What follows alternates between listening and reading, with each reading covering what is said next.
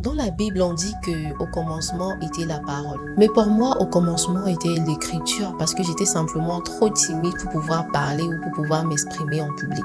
Tout a commencé par là. Étant fille d'une enseignante, j'ai toujours aimé l'école. Et même jusqu'aujourd'hui, j'aime toujours me former, j'aime apprendre de nouvelles choses. Sauf qu'il y en a toujours eu un peu plus pour la littérature ou bien pour l'écriture. Et lorsque, après ma licence, je suis en cycle master, j'avais ce sentiment d'insatisfaction, j'avais cette sensation d'inaccomplissement, cette sensation d'incompétence et d'inaptitude. Et c'est vraiment ce cocktail de ressenti qui va me pousser à l'époque à faire des formations extrascolaires, notamment en cosmétique parce que je faisais chimie à la base. Puis, il y a eu cette période de Covid. C'était le vide total, c'était un ensemble de dépression, de mal-être et de malaise. Mais avec un groupe d'amis, on a décidé de mettre sur pied une marque cosmétique. Chacun avait fait ses formations un peu en individuel, mais on s'est regroupé et ensuite on a commencé à faire des formations, à prendre des formations à la Startup Academy. On s'est formé un peu partout, on a fait nos propres expériences, on a commis nos propres erreurs, nos propres échecs et tout. Et finalement, quand on s'est senti prêt, relativement, on a décidé de mettre sur pied une formation. On a décidé de transmettre le peu qu'on avait appris. C'est comme ça qu'on a organisé une première formation qui était gratuite. C'était vraiment dans le but de se faire connaître et tout. Ensuite, on a organisé une deuxième formation qui, cette fois-là, était payante. Le but, c'était vraiment de récolter assez de fonds pour pouvoir faire le lancement de la marque. Ça s'appelait Aquin Cosmetics. C'était la première marque où on a vraiment essayé de se réaliser ou bien de concrétiser ces ensembles de sciences théoriques qu'on avait appris à l'université. Donc, on essaye de faire on fait la formation en fait. On avait eu quelques participants. On a utilisé les fonds de cette formation payante-là. On a rajouté à ça les recettes qu'on avait fait des savons, voilà, expérimentaux, on va dire ça comme ça. Donc, on les avait vendus et ça nous a permis justement de faire le lancement de la marque. La marque est née, elle a fait ses pas et déjà à l'époque, j'étais communicatrice ou bien je gérais la communication de la page en ligne. Bien que la communication était encore bancale, je ne savais pas trop, c'était vraiment des choses très très naturelles que j'essayais d'écrire. Mais je recevais déjà des compliments sur ma plume, en fait. Beaucoup de personnes me faisaient déjà des compliments. Et moi, je me disais, je prenais ça vraiment comme quelque chose de banal, en fait. Je me dis, ok, tout le monde peut le faire. C'est pas sorcier du tout. Avec le temps, le projet a grandi. Notre petit groupe de 3, en tant qu'humains, on a grandi également. Et forcément, on n'avait plus les mêmes aspirations. On n'avait plus les mêmes directions. Chacun voulait, voilà, avoir sa direction. On avait vraiment des points de divergence par la suite. C'est comme ça que le groupe s'est disséqué. Et moi, entre-temps, j'ai fait la rencontre d'une dame magnifique. C'est la directrice générale de Startup Factory, qui est une filiale de la Startup Academy, qui est plus un incubateur de marques, vraiment de A à Z, création de marques, communication, distribution et vente. Quand je fais sa rencontre, on commence encore par l'écriture parce que je commence par écrire, par communiquer sur la page même de The Factory en premier. Et ensuite, je communique également sur la page des différentes marques cosmétiques qui appartenaient au label. C'est ainsi que je continue à affiner ma plume. Avec elle, j'ai également grandi énormément. C'était une collaboration très très fructueuse.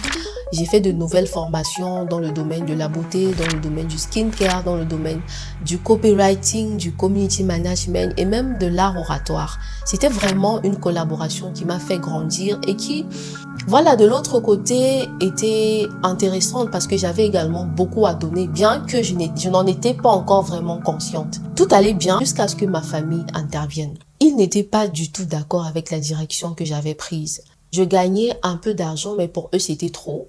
À mon âge, c'était pas normal du tout. Mon père voulait que j'aille au Canada et ma mère voulait que je me marie. Voilà, donc c'est ce mélange-là, ce bouillon d'avis contradictoires qui a découlé sur une catastrophe. J'ai été brutalement arrachée ou bien retirée de mon milieu professionnel. Et voilà, je suis simplement rentrée au village. Je n'avais pas de téléphone, je n'avais pas d'ordinateur. Je ne sais même pas si j'avais ma CNI sur moi, mais c'est dans ces conditions-là que je suis rentrée au village dans le but de, voilà, parce qu'on trouvait que j'avais été victime d'un lavage de cerveau. J'étais pas normale, il y avait un truc qui clochait et il fallait donc que je rentre au village pour qu'on fasse certains rituels. Après quelques mois, je suis revenue en ville. J'avais fait une très grosse dépression d'1 an environ. C'est d'ailleurs pendant cette période-là que j'ai écrit mon premier livre, Tes différences, ta beauté, parce que je venais de payer vraiment le prix de ma différence. Je venais de payer le prix d'être différente, d'avoir fait des choix différents, d'avoir choisi des métiers différents, d'avoir suivi une voie différente, tout simplement. Finalement, j'avais cédé à l'option de partir au Canada, de voyager. Sauf que même cette option-là a découlé sur un refus de visa. C'est malheureusement ou heureusement après ce refus de visa que j'ai décidé de vraiment suivre le cours de ma vie et de continuer là où je m'étais arrêtée. Presque 3 années après, aujourd'hui, voici où j'en suis. Je travaille désormais à mon propre compte.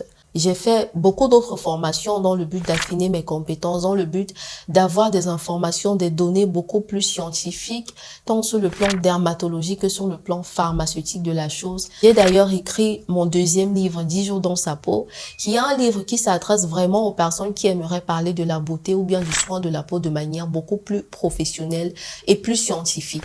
J'ai également plein d'autres projets en attente. Vous aurez forcément l'occasion de les découvrir au courant de l'année. Mais en attendant, j'ai décidé pour la première fois en exclusivité de transmettre tout ce que j'ai appris au bout de ces 3 ans, tant sur le terrain qu'en ligne dans une formation. Vous êtes passionné par la peau ou bien par la beauté, vous êtes responsable de marques cosmétiques, ou encore, vous êtes au chômage, vous n'avez pas d'emploi fixe et vous ne savez pas vers quelle activité vous dirigez pour avoir des revenus comme ça quotidiens.